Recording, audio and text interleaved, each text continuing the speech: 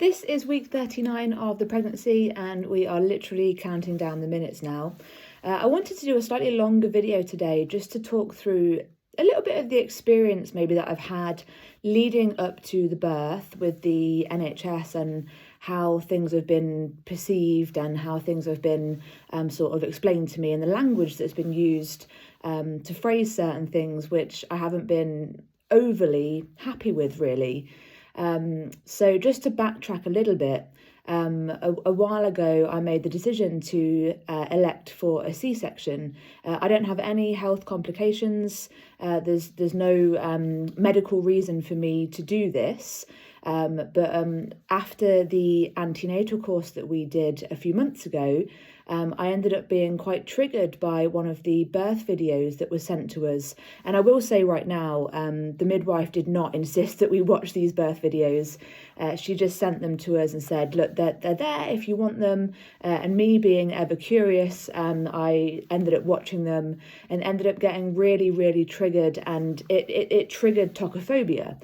And if you haven't heard of tocophobia before, that is actually a fear of giving birth, which at this stage of the pregnancy, or even back then, a month or so ago, is not a great place to find yourself in when you're already 7, 8, 9 months down the line of your pregnancy and you end up shaking and crying whenever anyone asks you about giving birth.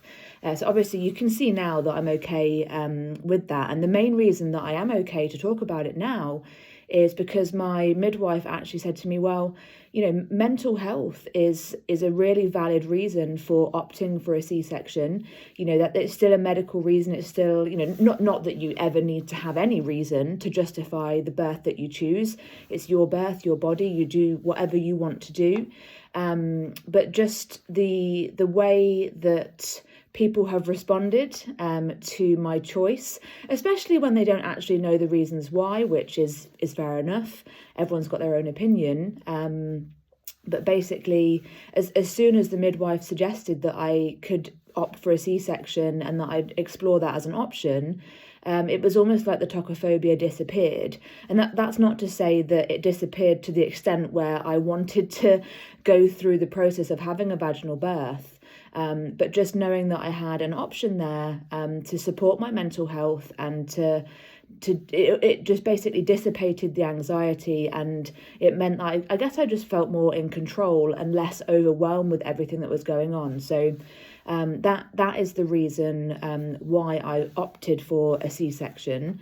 And since then, because, you know, even the nurses, doctors at the hospital, I don't know whether it's in my notes or not as to why I've elected for a C-section, but the way that they have phrased certain things around me coming in to have my operation on Thursday is basically that I'm not a priority. So they've, you know, in the language that has been used to express to me the process from, you know, coming in the morning, spending time in the hospital throughout the day, and basically just sitting and waiting, not eating, not drinking, just waiting for my operation. They basically implied quite strongly that I'm the bottom of the pile when it comes to the priority list of who gets their C-section first, second, third, fourth, whatever the order is.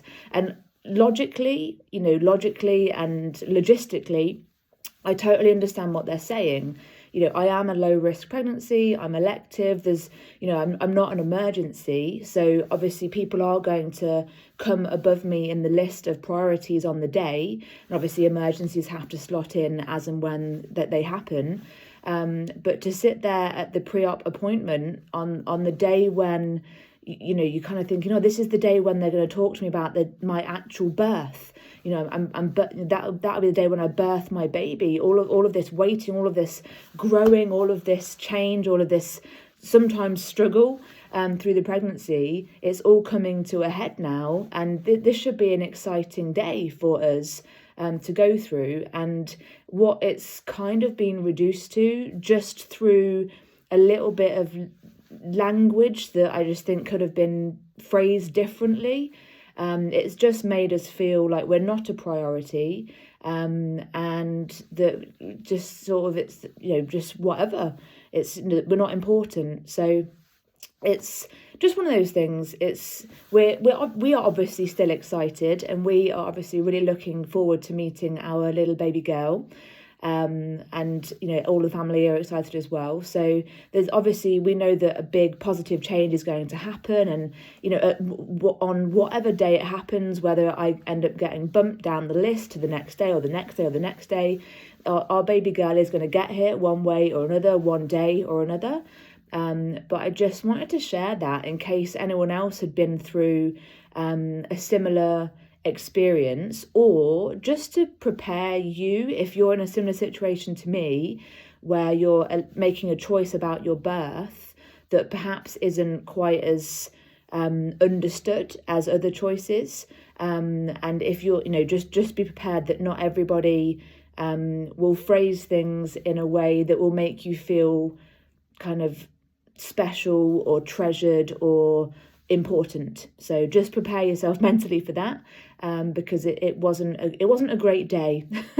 that Monday was not a great day. But you know, you process these things, you think about it logically, and I do get it. I know what they're saying, but I just think there might have been a better way for them to say it.